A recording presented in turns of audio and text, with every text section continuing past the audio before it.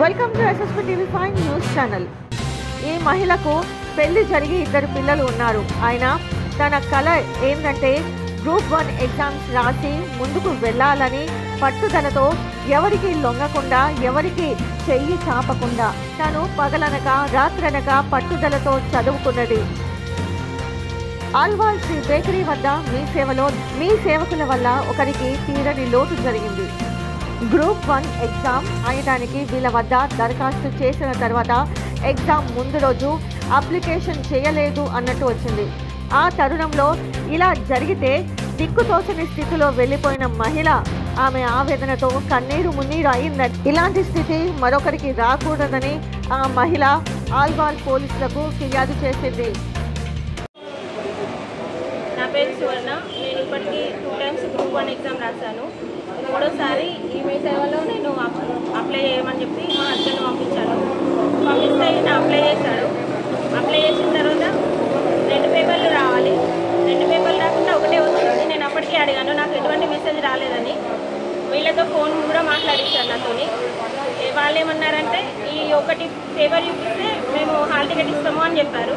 ఈరోజు నేను declaration form కోసము ఫోటోలు అటాచ్ చేయడానికి అని చెప్పేసి అట్లనే హాల్ టికెట్ డౌన్లోడ్ చేద్దామని నా ల్యాప్టాప్లో కొడితే అసలు అప్లికేషన్ చేయనట్టుగా అనిపిస్తుంది. సరే అని చెప్పి నేను ఇక్కడికి వచ్చి వీళ్ళని మాట్లాడితే కాసేపు సర్వర్ డౌన్ ఉందని చెప్పారు.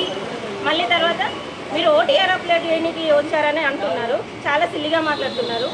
ఎందుకంటే నేను 2 టైమ్స్ గ్రూప్ 1 రాశాను, గ్రూప్ 2, గ్రూప్ 3 అన్నిటికీ నేను అప్లికేషన్ పెట్టాను. నాకు ఓటీఆర్తో పని లేదు. నేను అప్పటికీ కూడా నేను వాళ్ళని అడిగాను. వాళ్ళే ఫోన్లో చెప్పారు నాకు, మేము ఆల్రెడీ ఇది తీసుకొస్తే మేము చూపిస్తాము, మీకు ఎట్లా మేము హాల్ టికెట్ ఇస్తామని చెప్పింది. ఇప్పుడు నేను 4 సంవత్సరాల నుండి ప్రిపేర్ అవుతున్నాను. ఇప్పుడు ఆమెది వేరే వర్కర్ ఉంది, అందుకని చెప్పేసి మేము వేరే ఆమె ఊర్లో ఉంది అని ఇప్పుడు చెప్తుంది. ఇప్పుడు నా భవిష్యత్తు ఏంటి? అసలు ఇలాంటి వాళ్ళకి ఎందుకు ఇస్తారు? ఇప్పుడు మేము చదువుకున్న వాళ్ళకి మాకు ఇలా అవుతాయి, చదువుకున్న వాళ్ళ పరిస్థితి ఏంటి? అసలు మీ సేవా సెంటర్లకి వీళ్ళకి ఇవ్వడానికి కారణం ఏంటి? ఇట్లాంటి వాళ్ళకి మీ సేవలు ఇవ్వద్దు. ఇప్పుడు నా ఫ్యూచర్ నాశనం అయింది. మేము పగలనక రాత్రనక సంవత్సరాలు కోచింగ్ తీసుకొని మేము ఇక్కడ గ్రూప్ 1 రాద్దాము అని అనుకుంటే ఇప్పుడు వీళ్ళ మిస్టేక్ వల్ల ఇప్పుడు సర్వర్ డౌన్ ఉందని ఇప్పుడు చెప్తుంది. నాకు ఓటీఆర్ ఎలా ఇస్తుంది? నేను అప్పుడే అడిగా, ఇది ఎందుకు ఇచ్చారు, నాకు గ్రూప్ 1 సర్వీస్ కావాలి అని అడిగితే ఇది తీసుకొస్తేనే ఇస్తాము, ఆల్రెడీ అప్లోడ్ అయిపోయిందని చెప్పిళ్ళు. నేను ఇప్పుడు ఎల్లుండి ఎగ్జామ్ పెట్టుకొని ఇప్పుడు వస్తే వీళ్ళు ఈ విధంగా మాట్లాడుతున్నారు, వేరే వాళ్ళు అప్లోడ్ చేసిళ్ళు అని. ఇప్పుడు నా జీవితం నాశనం అయింది. ఇప్పుడు నేను ఉద్యోగం ఏదో సర్వీస్ చేద్దాము అని అనుకుంటాను, కాకపోతే వీళ్ళు ఏం చేస్తున్నారు? అసలు ఇట్లాంటి వాళ్ళ వల్ల ఎంతమంది మోసపోవాలి? ఇలాంటి మీ సేవలు ఉండొద్దు.